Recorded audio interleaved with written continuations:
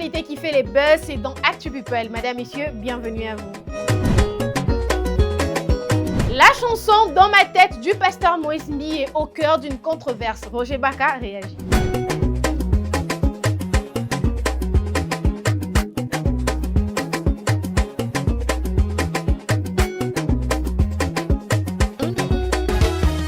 Une nouvelle polémique agite la sphère chrétienne congolaise. L'évangéliste Roger Baka a récemment exprimé des sérieuses réserves au sujet du titre Dans ma tête de Moïse Mbi, estimant que la chanson pourrait contenir un message à caractère érotique, susceptible d'induire des fidèles en erreur.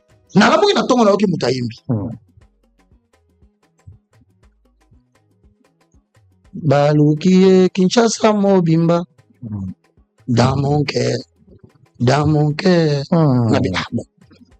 Proverbe 84, le lobby. Garde ton cœur plus que toute autre chose, car de lui te vient les sources de la vie. Eh, papa, rythme changé. Kakandingo Koutiawa, Idemo Kouéjinga. La logique qu'on fait ici. On a posé le fondement, on a appuyé, j'espère qu'il y a bien. Il y en a encore au Bini. On a logique d'attribution à Saint-Esprit au Bini Zati. Qu'est-ce que ce monsieur est en train de nous dire? Est-ce pas un message ésotérique ou subliminal?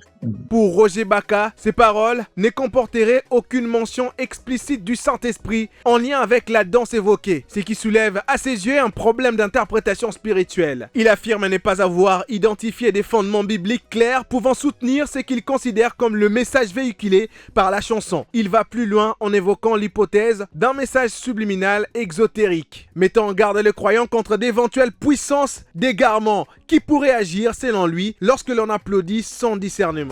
Bakole riposte à Tony Yoka. Tu seras encore battu, KO.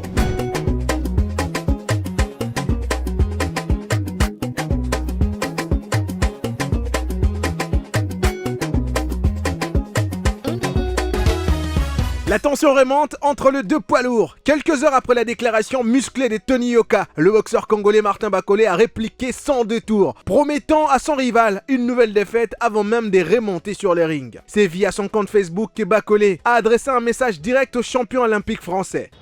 Yambalo petit na obuko pena mbanga yake ozongi France okangi bisaka ozongi France libelo bosani Congo. Osaka nanga. Kona yokela ki omawa. Yambalo mawe ulaksinga vraiment yambalo na yokelo mawate. Cette fois-ci petit na yokelo mawate.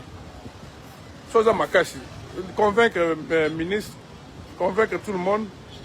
Président, j'espère à ta présidence Wazolanda. Balanda qui fait message na yo. Matcha datinga na za. Cette réaction intervient après les propos de Tony Yoka qui avait laissé entendre que la notoriété actuelle de Bakole serait liée à leur affrontement passé. Une déclaration que le Congolais natif de Kananga n'a visiblement pas appréciée, choisissant de répondre frontalement. Ces nouveaux échanges ravivent une rivalité déjà bien installée entre les deux boxeurs. Depuis leur combat, les pics et les déclarations publiques entretiennent une tension palpable, laissant penser que le dernier mot n'a pas encore été prononcé entre les deux champions. Le prophète Joël Francis Tatou brise les silences sur les divorces. Pour lui, c'est un échec, pas un péché.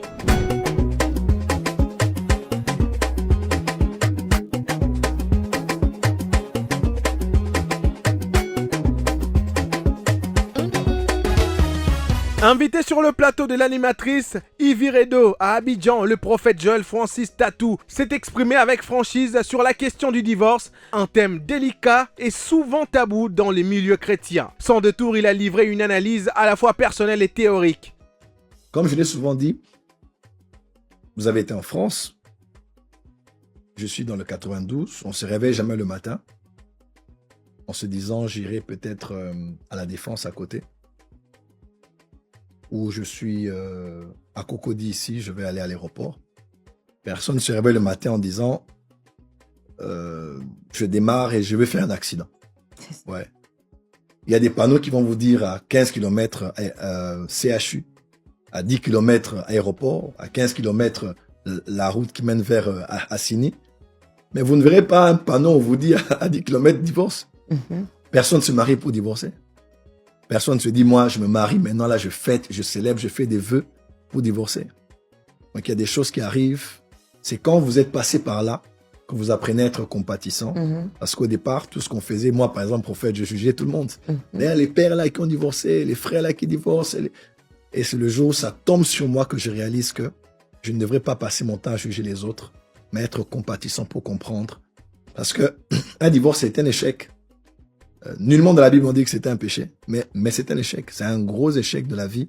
À travers cette déclaration, le prophète a tenu à établir une distinction claire entre la notion de péché et celle d'échec. Selon lui, si la Bible ne condamne pas explicitement les divorces comme un péché, celui-ci demeure néanmoins une rupture douloureuse aux conséquences profondes sur le plan humain, spirituel et familial. Des propos qui prennent une résonance particulière lorsqu'on sait que Francis Tatou parle d'expérience ayant lui-même traversé un divorce lors de son premier mariage. Un vécu personnel qui confère à son intervention une dimension plus authentique pour certains, tandis que d'autres y voient un message d'avertissement adressé au couple et à l'église.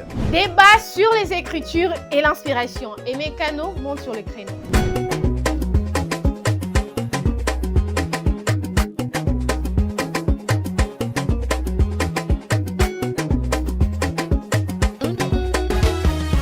Face à la controverse grandissante autour de la question de l'inspiration et des écritures, l'artiste Menkanu a décidé de prendre la parole pour inviter à l'apaisement. Dans une déclaration empreinte de sagesse et d'humilité, il estime que ce débat a progressivement perdu son objectif spirituel. Selon lui, la discussion a quitté les cadres de l'édification pour devenir une simple source de distraction, voire des divisions. Il déplore notamment la confrontation publique impliquant journalistes et pasteurs, rappelant que l'apôtre Paul exhortait déjà les croyants à ce que tout s'efface pour l'édification de l'Église. Il met également en garde contre les conséquences spirituelles de ces affrontements répétés, affirmant qu'ils ouvrent des portes à l'ennemi et fragilisent l'unité du corps de Christ. Les débats doctrinaux, bien que présents depuis toujours, deviennent selon lui dangereux lorsqu'ils se transforment en querelles stériles, sans réel fruit spirituel. Lewis Hamilton et Kim Kardashian, l'apparition qui a fait trembler les Super Bowls.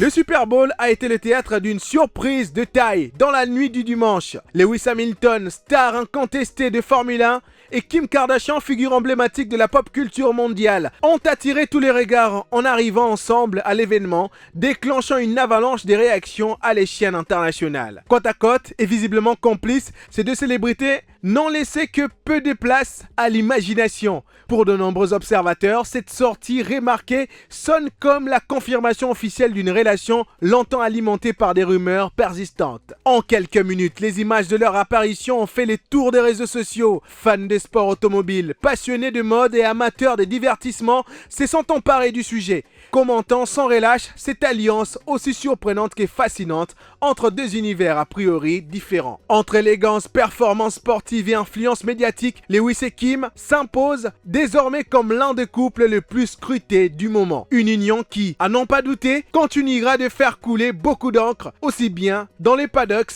que sous les projecteurs des tapis rouges. C'était tout pour aujourd'hui. Rendez-vous dans un nouvel épisode d'Actu People pour ne rien rater de l'actualité qui fait le buzz. Bye bye.